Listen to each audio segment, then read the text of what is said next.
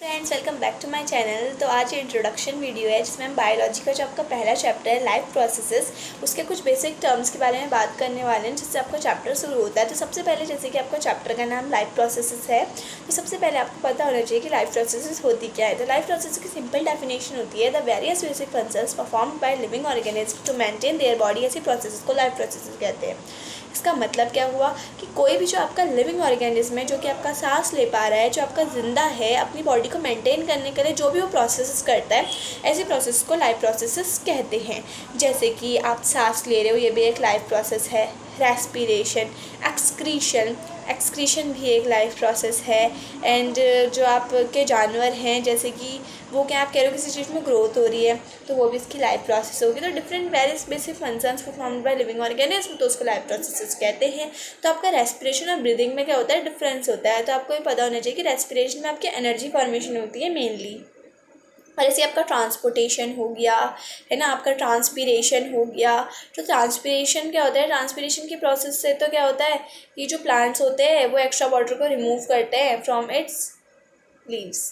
And इसी तरीके से क्या होता है, आपका होता है ट्रांसपोर्टेशन। तो ट्रांसपोर्टेशन क्या होता है कि ट्रांसपोर्टेशन की मदद से जो प्लांट्स होते हैं, जैसे कि आपके, उसमें क्या होता है, जो आपका खाना होता है वो क्या होता है, आपका एक जगह में आपका कहीं पर बन जाता है। अब आप बताओ कि जो खाना बना है आपका, तो उसको नीड किसकी होगी, सब लोगों को उसकी नीड होगी। तो इस जगह पे ट्रांसपोर्टेशन की क्या होती है, आपकी नीड क्रिएट होती है, जिसकी वजह से क्या होता है कि खाना हर जगह पहुंच पाता है, एनर्जी सब जगह पर मिल पाती है। इसी तरीके से हमारी जो बॉडी है उसमें भी एनर्जी, जो आपका खाना है वो आपका एक फिक्स्ड प्लेस में बनता है, तो उसकी ज़रूरत क्या होती है, आपकी पूरी बॉडी को पड़ती है। तो इसी के लिए ट्रांसपोर्टेशन की यहाँ पर नीड होती है, ठीक है। इसलिए ट्रांसपोर्टेशन भी आपकी एक लाइफ प्रोसेस होती है। तो जितनी भी प्रोसेसेस हैं ऐसी, है ना, जो हम आपका जो लिविंग ऑर्गेनिज्म कर रहा है उनको लाइफ प्रोसेसेस कहते हैं।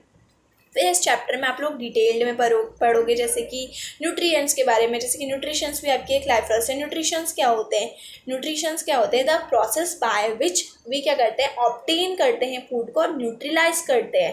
यूटिलाइज भी करना ज़रूरी होता है क्योंकि, ठीक है, is known as nutrition is the process by which we utilize और क्या करते हैं, obtain food, is known as nutrition दो टाइप के होते हैं, हमने लाइफ प्रोसेस में पढ़ा, जैसे कि आपके autotrophic nutrition and heterotrophic nutritions. तो जब वीडियो आएगा तो हम डिटेल में पढ़ेंगे कि ऑटोट्रॉपिक न्यूट्रिशंस भी आपके दो टाइप के होते हैं, chemotrophic autotrophic nutritions and photosynthetic autotrophic nutritions. इसी तरीके से जो आपके हेटरोट्रॉप्स होते हैं वो भी आपके तीन टाइप के होते हैं, जैसे कि आपके पैरासिटिक होते हैं, है ना। और पैरासिटिक क्या होते हैं इसको पढ़ेंगे। होलोजॉइक होते हैं, जो हम लोग होते हैं, हम कैसे न्यूट्रिशंस लेते हैं, होलोजॉइक। एक सैप्रोफाइटिक होते हैं जो डेड डिकेइंग मैटर से लेते हैं, और जो पैरासाइट होते हैं बेसिकली आपकी क्या लेते हैं, आपका जो होस्ट होता है उससे लेते हैं। जैसे आपने अमरबेल सुना होगा, जो आपके आम के पेड़ों वगैरह के ऊपर से ऊपर ऐसे लिपटी होती है ना, तो आपकी क्या है, पैरासाइट है। तो इस तरीके से आप पढ़ोगे। फिर आप पढ़ोगे कि अमीबा में न्यूट्रिशन कैसे होता है, पैरामीशियम में कैसे होता है।